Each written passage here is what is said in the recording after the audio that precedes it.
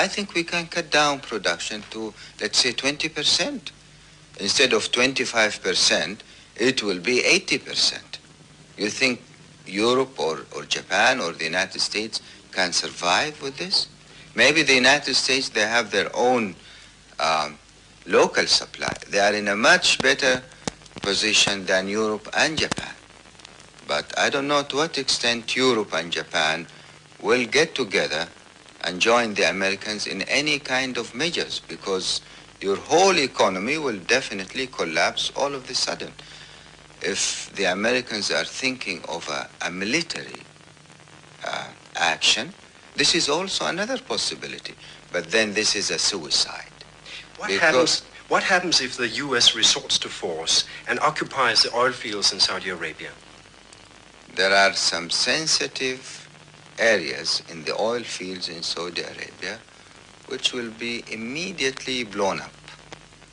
By yourself? By your people? Of course.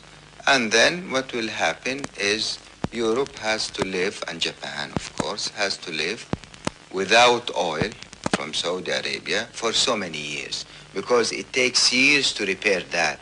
It's not an overnight business. It's not a month or two.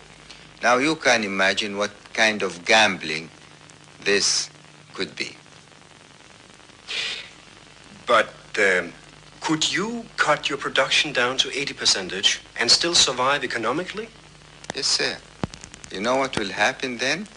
The barrel of crude, instead of being sold at, let's say, $3.50 or $4 from Ras Tanura, Saudi Arabia, it will be sold at $15 or $20. As a matter of fact, we'll get more income from a 20% production than from our present level of production. Law of supply and demand.